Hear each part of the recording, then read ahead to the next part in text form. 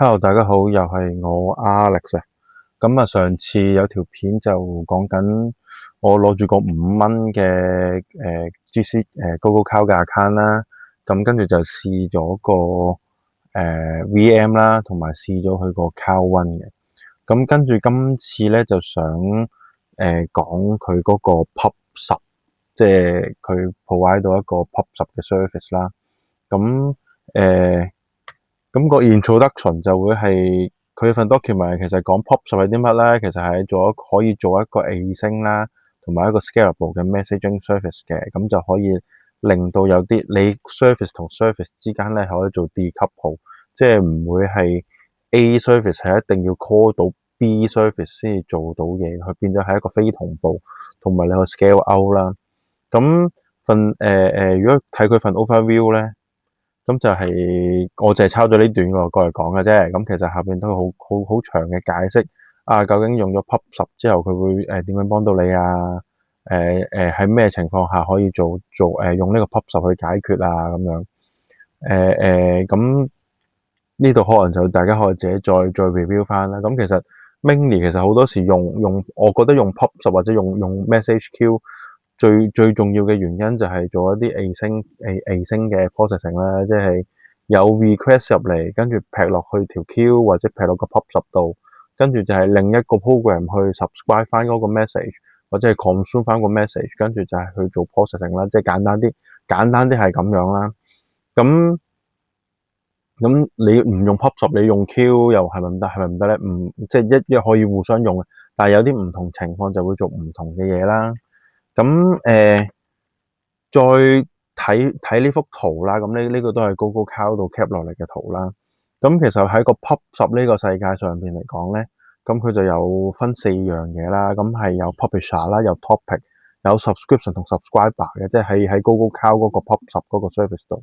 咁由最中間嗰部分講緊就係你可以 create 啲 topic 啦，即係例如可能係我有個 topic 係叫做 order 嘅，咁係專係食 order 嘅 topic 嘅嘢啦。咁跟住可能就係話呢個 order 可能有幾多個 subscription 啦，例如可能我 order 可能係有個 order service 嘅 subscription 啦，或者可能我有個可能係做物流嘅，做個 delivery 嘅 service 嘅 subscription 啦。咁跟住喺出邊嚟講就係個 publisher 就係例如我有個 API，咁可能當佢 create 一張 order 嘅時候，佢咪劈一個 message 落個個 order 嘅 topic 度，咁佢咪會再將呢個 order 嘅 message 去放落去2個唔同嘅 subscription 度咯。咁跟住到最後就係講緊嗰個頭先講行，咁我有個係做 payment service 做 order service 嘅，咁咪唔好話 order 做 payment service 嘅收錢嘅，咁我咪可能就 subscribe 翻個 order 咯。或者有個真係做倉存管理要發貨嘅，咪就係嗰個 subscribe 翻另一個 subscription，就係攞翻個發貨嘅 subscription 嘅 order 落嚟再做發貨嘅嘢咯。咁所以就會形成咗有4部分，就係有 topic，有 subscription，跟住就係有 publisher 去發佈一啲 topic，發佈一啲 message 係 base on 某個 topic，跟住有啲 subscriber 就 subscribe 翻去某一啲 subscription 咁樣咯。咁跟住就今次呢條片我主要會 demo 嘅就係點樣 create 個 topic 啦，點樣去create 翻個 subscription 啦，跟住 subscription 之後佢有4個類型啦，會有分pull 嘅類型啦，即係拉啦，即係你係主動去拉有啲咩新嘅 message 啦，或者調翻轉佢主動去 push 出嚟有啲咩 message 係到咗啦。咁再落就係佢可以將個 message 係推落去個 cloud storage 度啦，就放落個 bucket 裏邊啦，變成一個 file 啦。跟住第4樣就係點樣寫去一個 BigQuery 嘅 table。咁呢次個 demo 咧，我就唔會 demo 點樣寫去個 BigQuery 嘅 table 度，因為嗰度又要再 set up 一個 BigQuery 就比較複雜啦。咁我主要都係會 show 最基本，我攞住個Google Cloud Console，我點樣可以試到 push 同埋個 cloud storage。咁所以今次條片我係會牽涉到 create 一個 storage 嘅 bucket 去食嗰個 message 嘅。咁就翻過去我個 GCP console 度啦。咁其實唔記得教 focus 先。咁去翻個 console 度啦。咁其實去翻上一次，咁上次拍咗條片，講呢個 VM 同埋個 Cal1啊嘛。咁啊其實睇翻個標領咧，咁去到上個月啦，咁今個月見到張標領啦。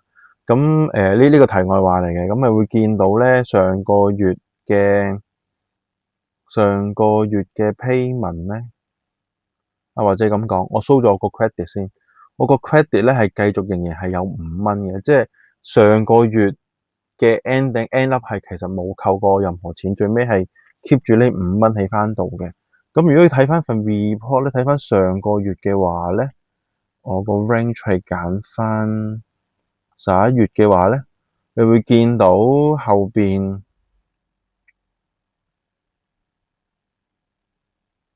點解撈唔出嘅？點解呢個位都甩碌？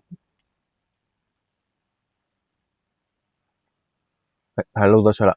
咁你會見到啦，咁啊上個月啦，咁 Compute Engine 係0蚊啦，跟住有 Cal 標啦。咁 Cal 標係咩咧？就係當初玩 Cal1 嘅時候，有試過寫 function 寫咗個 dot 咧，佢需要標。咁標完其實佢收唔到我錢，因為佢太細啦，佢唔計錢嘅。跟住個 Cal1 係有收到6個仙，跟住其實又俾翻6個仙我嘅。跟住個 Leverking 有9毫半，跟住又係俾翻9毫半我。咁所以到最後嗰張單咧，成張單係0蚊。咁呢度有個橙色就係咩？就係嗰個 Cal 標，個 Cal 標去到係0.0009喎，所以變咗佢嗰個標變咗佢應該係免費，或者可能佢未計到我錢，即係未去到1個仙，佢計唔到我錢，咁變咗嗰個仙就未出現到啦。咁正常嚟講，Cal 標好似都係有免費嘅，咁所以其實應該都最終都係會變咗唔使錢。咁所以你會見到我喺度行緊，都係冇收錢。咁今個月我都係繼續有佢喺度行緊。係咪應該擺？唔係擺呢個月啊？我揀唔翻 current 嘅 current month。咁啊，今個月都繼續行緊嘅，咁繼續有啲喺度，咁但係就最終係唔見唔到錢咯。即係個 VM 又係未有錢，Cal1 有幾個先，Leverking 有7毫幾啦咁樣。好啦，咁啊入翻正題啦，咁去翻個 Pub10度啦。咁而家可能你喺個 UI 度呢個位你揾唔到 Pub10咧，咁啊可能你就係可以喺度用個 search 啦。咁啊打 Pub10咧，咁你會揾到個 Pub10嘅 service 㗎。咁入到嚟個 Pub10啦，咁就去到頭先我講啦，其實佢會有4樣嘢啦。咁就係有個 Cal 上面係有2樣嘢嘅，有 topic 有 subscription，跟住出邊就係有 publisher 同個 subscriber 嘅。咁跟住如果去翻嚟咧，咁你就會見到個 UI 都係會咁樣嘅，你可以有 topic 啦，有 subscription 嘅，跟住另外就會仲有啲 snapshot 嗰啲嘢，咁係其他 extra 嘅。咁今次就唔 cover snapshot 嗰啲功能啦。咁啊主要講就係，如果我真係要用呢個 Pub10嘅時候，我需要點做咧？咁樣。咁啊頭先咁講啦，我可能有個 topic 啦，咁我就要需要 create 一個 topic。咁 create 個 topic 嘅時候咧，咁佢呢度有個 default 嘅 add 個 default 嘅 subscription，咁可以唔 add 嘅。咁我先 create 咗個 topic。咁例如好似頭先咁講啦，我整一個叫 order 嘅 topic 啦，咁樣。咁跟住咧，咁其實除咗可能話會唔會有default 嘅 subscription 啦，跟住包括你亦都可以做啲 schema 嘅嘢去 make sure 可能佢掉入嚟嗰個 message，或者你叫 publisher 抌入去個 message 係要碼一個 schema 嘅嘢。即係唔係一個 free test 嘅嘢咁樣，你可以做翻啲 control 啦，跟住會唔會再做一啲message 嘅 retention 啊，跟住會唔會做 backup 啊咁樣？咁我覺得當咩都唔好 take 先，跟住就係再落呢個位有個叫 transform 嘅。咁 transform 係咩咧？就可能當你食到個 message 嘅時候，你會唔會做一啲 transform 去轉另一個轉個 message 去另一個形狀度啦？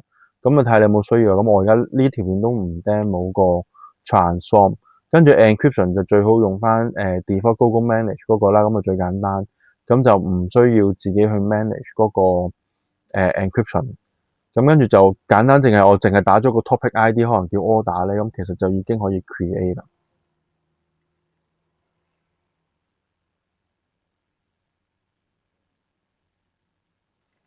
咁你見佢 create 完就先，佢係啦。咁呢度係個睇翻 topic 呢個 list 咧，你就會見有個 topic 叫 order 啦。咁跟住佢有個長啲嘅，我呢個 show 唔晒呢個。咁你會有個 topic 咧係包括由 project code 跟住個 topic order 咁樣嘅。咁呢個我今次 demo 其實唔需要理呢個住嘅，因為呢個就變咗可能寫 program 嘅時候就需要 cater 啦。咁跟住再落嚟就係 click 落去個 topic 度，就係你會見佢會 show 翻呢個 topic 有冇 subscription 啦。咁我而家就未有 subscription，因為頭先我剔走咗嗰個 add default subscription 嘛，咁就冇 subscription 嘅。咁跟住後邊 snapshot 嘅嘢咁就唔理佢住啦。咁例如好去翻頭先咁講啦，咁如果我去到我做一個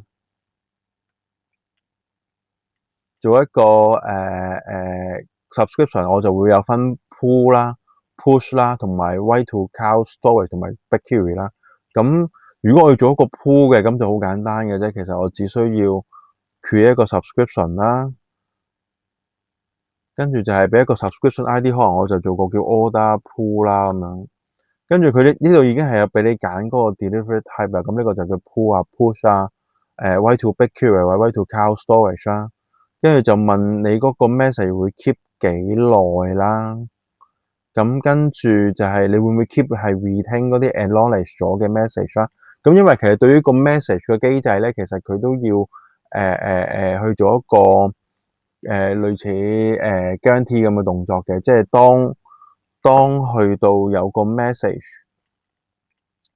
即係有個 publisher A 抌個 message 落個 topic 度，咁跟住呢個 topic 去到個 subscriber 拎咗，但係如果個 subscriber 跟住佢 down 咗、fail 咗、exception 斷咗，冇完成到個 message 嘅話咧，咁其實個 message 即係會繼續喺個 subscription 度可以俾另一個 subscriber 去拎嘅。咁要直至到 acknowledge 咗個 message 嘅話咧，咁個 message 先至會喺個 subscription 度掹走嘅。咁係 guarantee 咗就係當有人攞咗封信睇咗處理唔到，咁變咗佢係可以re-deliver 再 re 處理過一次咁樣咯。即係只要你個 service 係翻嚟嘅話，佢就會再翻到再去個 subscriber 再行多次咯。咁跟住呢個我就係基本用翻個 default 啦，個message 個 retention keep 7日啦。跟住就係會 expire 幾耐啦，跟住呢個都可以 keep 一個 default 啦，跟住個 acknowledgement 個 deadline 係幾耐，即係頭先講就係話有個 message pick up 咗幾耐，佢冇 acknowledge 到嘅話，佢會拎翻出嚟繼續做過。咁你可以 set 個，如果你可能你做啲 process 係長啲，可能你預佢可能最少做30秒嘅，咁你咪 set 嗰個 deadline 可能係 set 夠60秒咁樣咯。咁佢30秒30秒內做唔完，咁就當佢即係 assume 可能當佢處理唔到啦，咁 fail 咗啦，跟住佢咁可能等夠1分鐘，個 message 就會再喺翻條 subscription 就出現翻啦。咁而家用翻個 default 10秒啦，跟住繼續落啦，咁就係都係唔做 transform 啦。其實佢又係可以繼續轉嗰個形狀啦，個 message。咁跟住就其他就係一啲 filter 嘅嘢啊，係咪 exactly delivery run 啊咁嗰啲咧，咁就係唔理佢 default 啦，咁跟住就可以 create 一個咁嘅一個 pool 嘅 subscription 啦，係 create 一個 pool 嘅 subscription。咁 subscription create 咗之後咧，咁去翻個 topic 望一望先啦。嗱，個 topic 有個 order 啦，subscription 有個叫做 order pool 啦。咁呢個就係 base on 嗰個 order 個 topic 嘅 subscription 啦。咁我嘗試喺呢度開多個 window 先。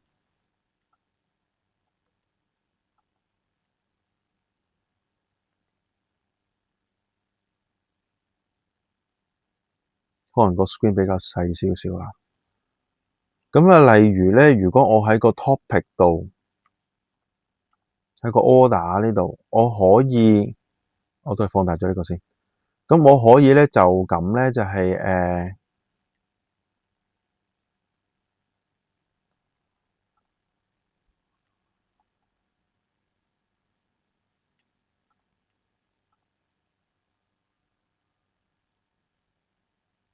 message，你就可以就咁係 publish 一個 message 嘅。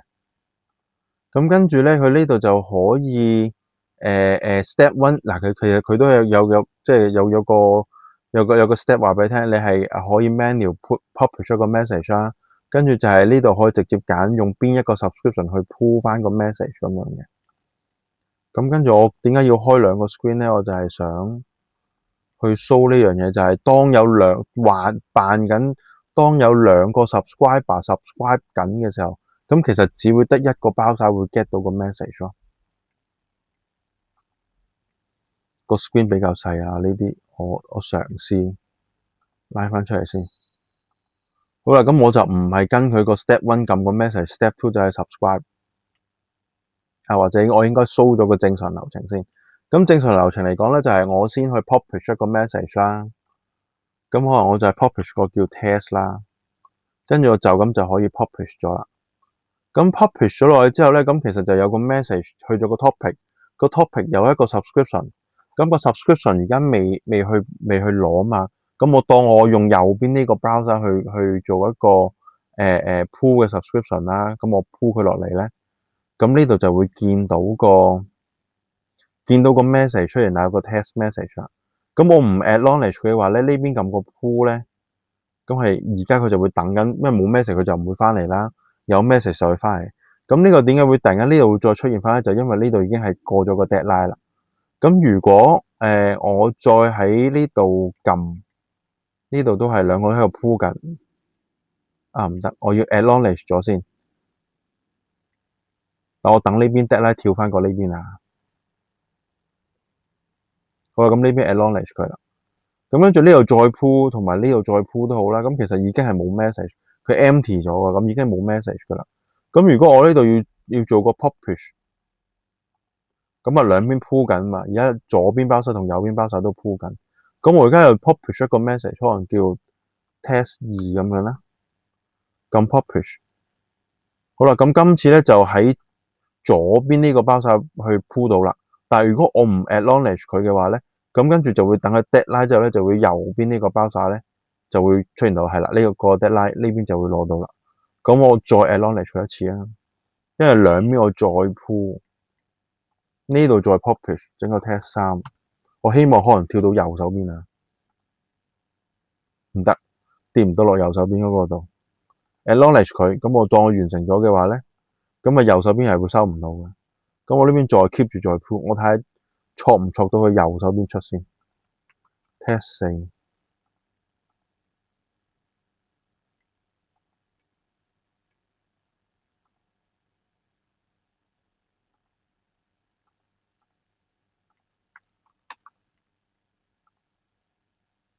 今次錯到啦，今次就係兩邊 pull 緊嘅時候咧，就右手邊嗰個攞到啦。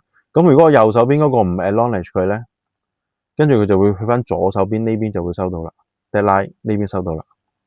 咁就係一個最簡單用 Google 嘅PubSub 嘅 service， 我用佢個 UI publish 一個 message 落去個 topic 個 subscription， 咁就會有兩個我兩個包收等於有兩個 subscriber。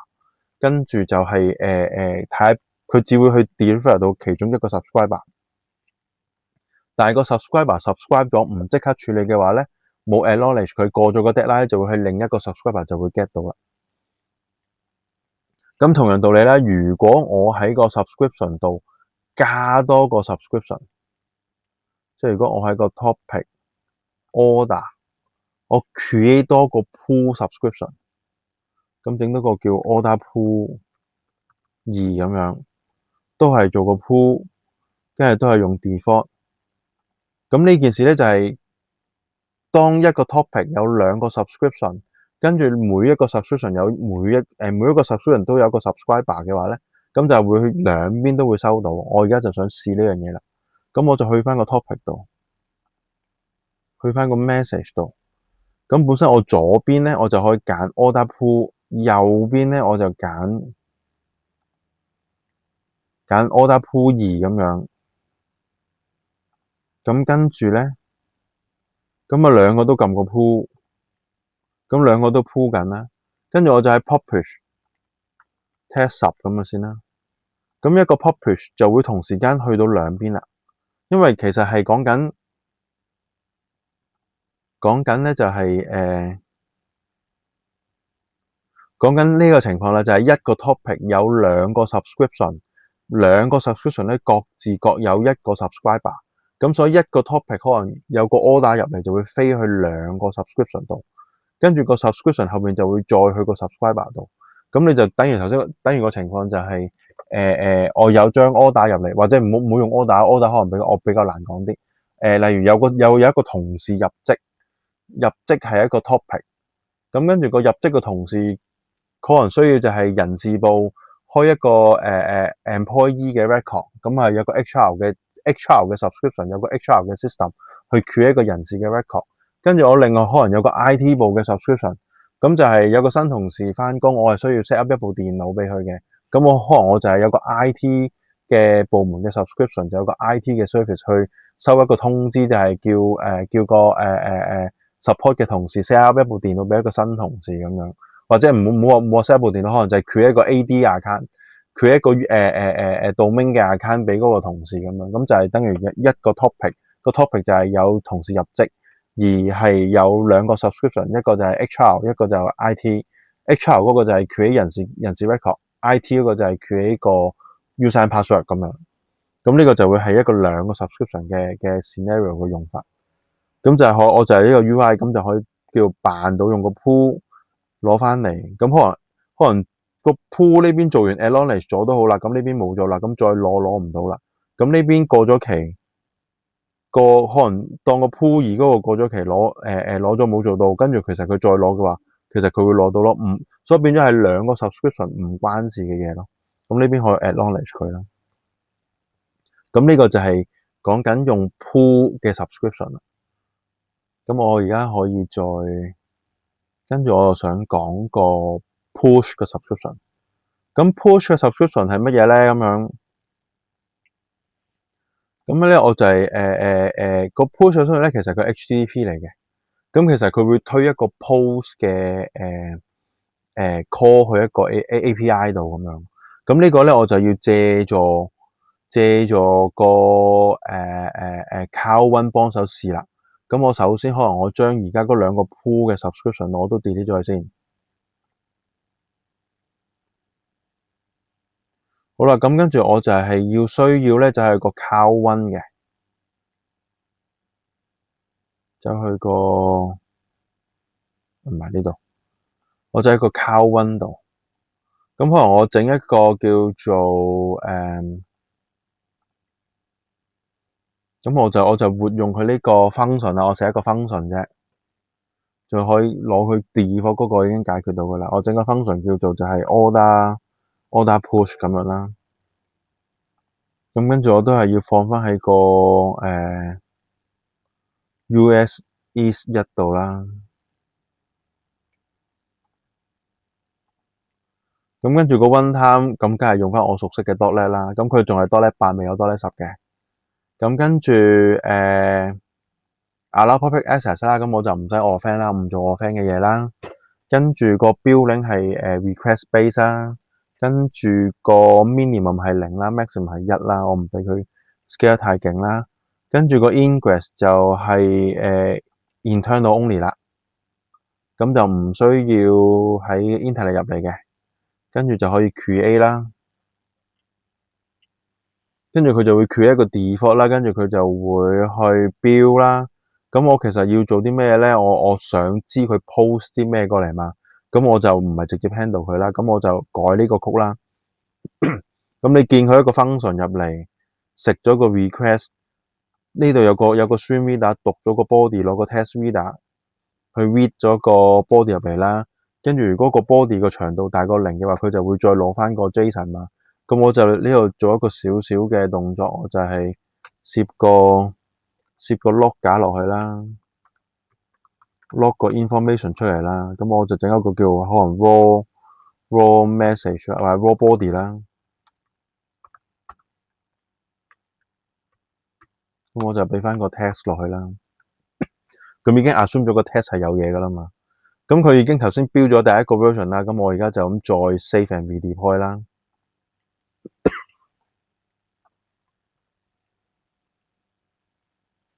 咁就食咗個新嘅 logger 啦，跟住佢就會再標啦。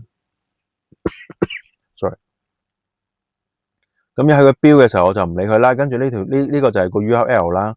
咁我就 copy 呢條 URL 先。好啦，咁有佢標嘅時候，我就唔需要再理佢啲嘢，我翻去 Pub10嗰邊。咁我 Pub10嗰度咧，我就再 create 一個新嘅 subscription 啦。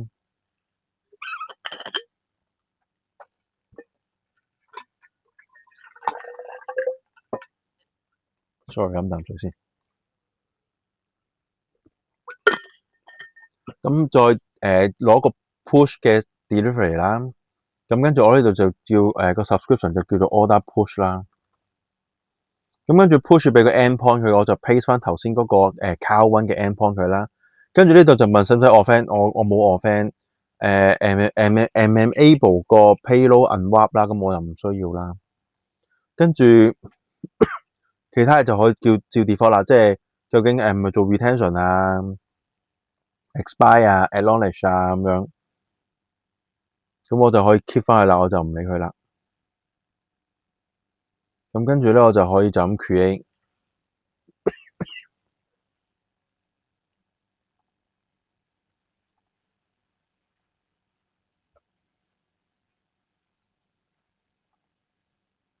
咁跟住咧，可能我就咁喺度 order 度咧，嗱我 assume 緊嗰邊個 cow1 應該標完啦，咁我就咁劈個 message 過去，用翻呢個 UI publish 一個 message， 可能就叫做 test push message， 跟住就咁 publish。好啦，咁啊 publish 咗啦，跟住我就可以翻過去嗰個 cow1 啦。去翻個 cow1 度揾翻頭先個 order push 嗰個service， 咁佢就係一個 function 啦。咁 assume 佢應該就係redeploy 咗啦，個 revision 有第二份啦，咁就係100% traffic 去咗第二份度啦，即係第二個 version 度啦。咁我就可以走翻嚟嗰個 observability 度揾翻個 log 啦。咁跟住咧，其實你就會見到咧，應該係 call 咗一次，亦都有一個 raw body 喺度，跟住就見到個 message 啦。揾一揾個 log 先，係啦呢度啦。咁你就會見到有一個 log 咧，就係佢 post 咗個 message 過嚟啦。個 data 係一個，你會見到一個嘅 VEVT 一堆字，唔係我頭先打嗰個 test push message 嚟嘅。跟住有個 message ID 啦，跟住就係個 publish time 幾時 publish 啦。跟住再落就係個 subscription 係邊一個 subscription 啦，呢個 message 係來自邊一個 subscription， 咁呢個就會寫明就係個 project 啦、project ID 啦、subscription 嗰個 order 減 push 嘅subscription 啦。咁好啦，咁乜嘢叫做呢個 VEVTT 嘅字係咩咧？咁其實咧呢個字係一個 base 64 encode 咗嘅。咁我只需要咧，可能我就係我簡單啲我就咁 copy 出嚟啦。喺 online 度揾一個 online 嘅 base 64 decode 啦。咁網上好多呢啲工具，咁我放翻落嚟之後咧，做個 decode 啦。嗱甩碌啦，點解我吸漏咗？係吸漏咗啫，吸漏咗個 V 字 decode， 咁就會見到個 test push message 啦。咁如果我再試，例如我走翻去個 Pub10度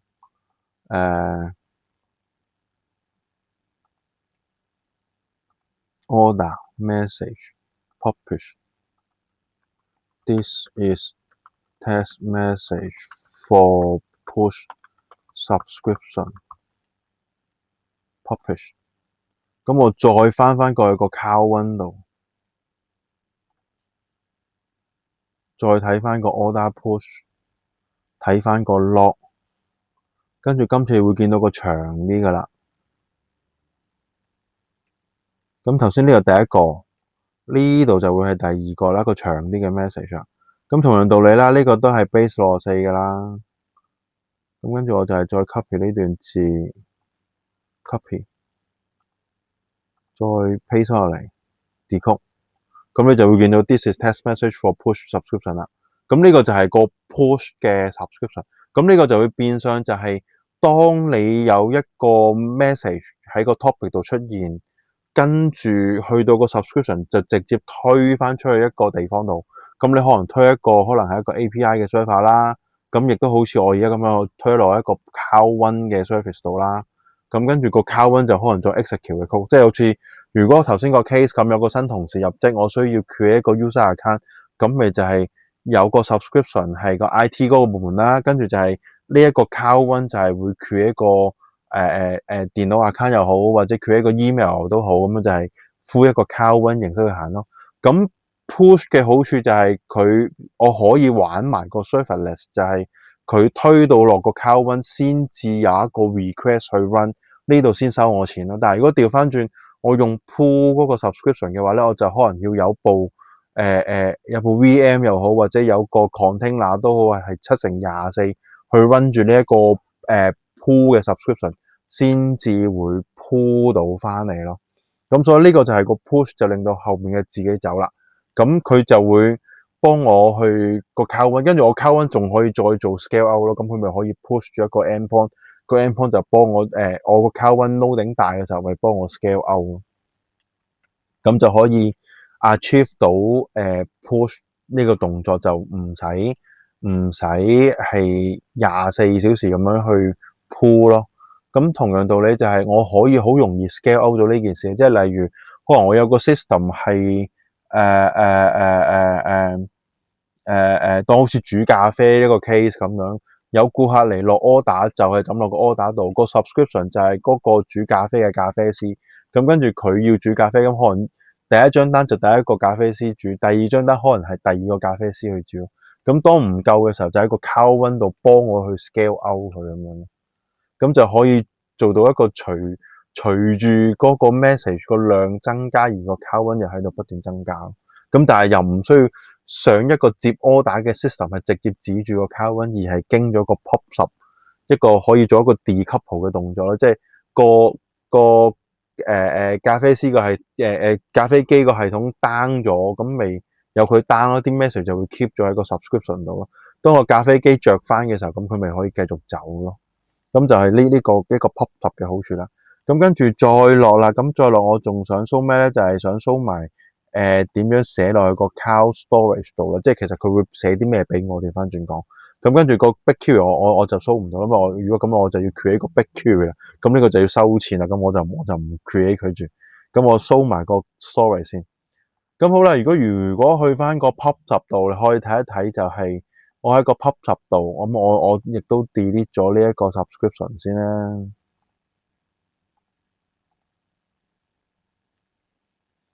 咁去翻個 topic 度，我要 create 一個subscription。咁可能我做一個叫做 order storage 啦。咁跟住揀 way to cloud storage 啦。咁跟住呢度就要俾個 bucket 佢嘅。咁我而家咧冇 bucket 嘅。之前有試過。咁我唔用呢個 bucket。我可以直接加呢個啱啦，呢個 URL OK。可以直接加一個 bucket，或者我真係走翻去cloud storage 度加 bucket。咁我加個 bucket 叫做order storage 啦。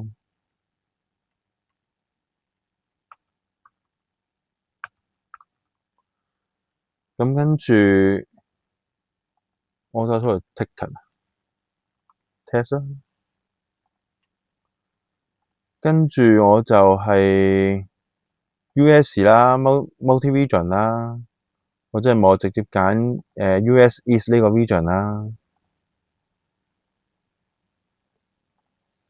跟住standard 啦，因為我要俾佢放落去或者用 AutoCast 啦。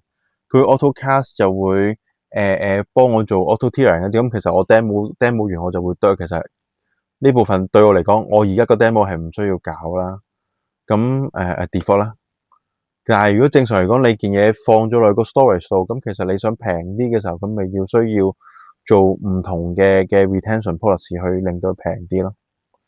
跟住再 continue 啦。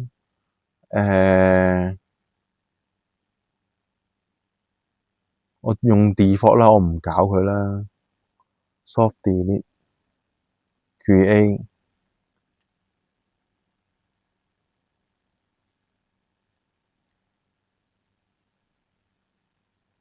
confirm。咁我就可以揀呢個 bucket 啦，order story test 呢個 bucket 啦。咁跟住咁就剔咗啦，跟住佢就碌一碌睇下個 bucket 有冇問題啦。跟住我聽佢就係個 pop 個 service agent 冇權去寫落去個bucket 度，咁所以就係 set 個 permission 啦。咁呢就直接撳翻個 set permission，跟住佢就可以幫我我就要permit 翻個 reader role 同個 creator role，令到佢可以寫嘢落去個 storage 度啦。咁我就直接撳翻呢兩個啦。咁如果正常嚟講，應該仲要再執個 permission 嘅。其實我唔 recommend 就咁撳嘅，應該要人手就喺執，你會清楚啲個 permission 嘅問題啦。而家佢放緊個 reader role，放緊個 creator role，有冇放大到，有冇放多到咧？其實有可能放多咗，佢究竟係放咗落去個 bucket 個 level 度啊，定係放咗落個 storage 度？咁你其實你自己要睇翻啦。咁而家佢應該就放落個 bucket 度嘅。咁我就 assume 佢話 OK 啦，跟住就佢再 check 翻個 permission 啦，permission OK 啦，grant 咗個 permission 俾佢啦，跟住再落寫咩格式，我寫翻文字檔啦，會易讀啲啦。跟住就係嗰個 file name 啦，即係或者個 key name 啦，即係嗰個 object 嗰個 key 嘅 prefix 同 suffix，咁可以揀就係整個叫做 order hyphen 咁樣啦，咁佢就一定係 order hyphen 開頭啦。咁個 suffix 我唔理佢啦。咁跟住呢度嗰個 batch 嗰個 duration 啊，咁佢係講緊 maximum 幾耐個 pop 會寫落個 bucket 度嘅，咁我就會 set 短啲啦，1分鐘啦。跟住其他嘢就可以 default 啦，即係究竟又係講緊個 message 個 retention keep 幾耐啊，幾時 expire 啊，嗰啲我就由佢啦。咁跟住我就可以再落就係 create 啦。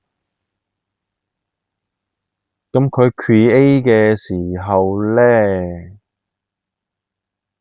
好啦，create success 啦。咁我就可以，我即係呢個都要開多個 screen 去 show 個 cloud storage。我有兩個 screen，左右兩個先。咁去翻右邊呢個 screen 度睇翻個 bucket 啦。咁頭先 create 咗個叫 order storage test 嘅 bucket 啦。咁而家呢個 bucket 撳入嚟咧係冇 file 嘅，係 empty 嘅。咁好啦，咁 assume 呢個 subscription order storage 係已經係 ready 咗噶啦嘛。咁我就可以走翻去個 order 呢個 topic 度 publish 一個 message，可能我又叫呢個係this is test message for storage publish。咁個 message 就 publish 咗啦。咁呢邊我就可以 refresh 睇下見唔見到啦。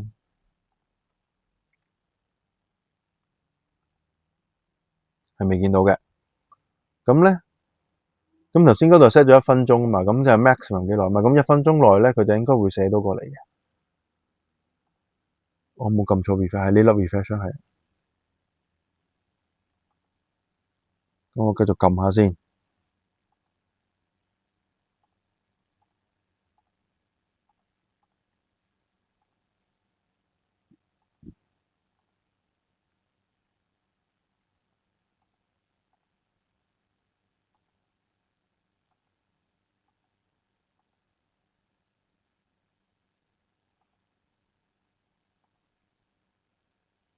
開始撳到有啲懷疑人生啦，係咪唔到嘅咧？應該唔會啊，我信佢得嘅應該。detect 到 out of date 啦，係啦，咁跟住就會見到有一個新 file 出現咗啦。咁你會見到個 file 個 prefix 就係 order hyphen，跟手咧就係佢嗰個日期啦，跟住後面仲有個類似16進制嘅字嘅。咁跟住佢係一個Orchid stream 嚟嘅，咁你又再篤開佢嘅話咧，咁其實應該可以 view 到，我 view 到個內容啊，view 唔到個內容。咁即係其實我應該加埋個 prefix 俾佢，我可唔可以改名？等我睇到先。如果我改名加個 txt 落去得唔得咧？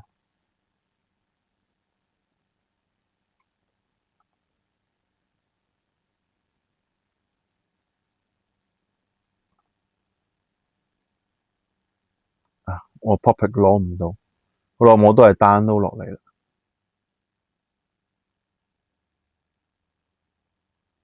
，save 咗佢。咁啊，打開就會見到咧，就係啱黑色啊，啱黑色，但係嗰個 view 啊，咁你就會見到嗰個 message 就放咗落個文字檔度咯。咁你就可以讀得翻個 message。咁如果我如是者，我再走翻過去個pub 度呢邊，我再 pop 多次，可能就係test message 2 for storage， 再 pop 多次，拉翻過嚟，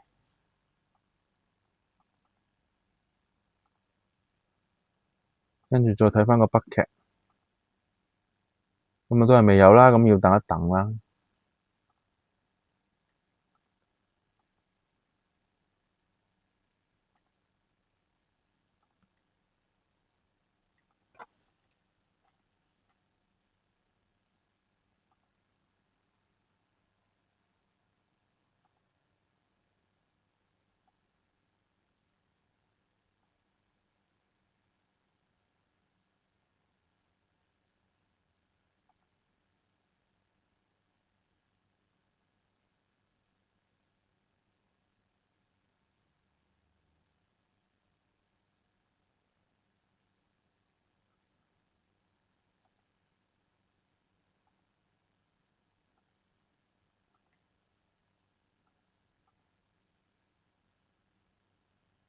呢度啦應該。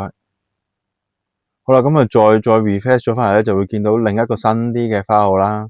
跟住呢度篤落去嘅時候，其實我都可以 view 到個，唔係，我係要撳啊呢個我，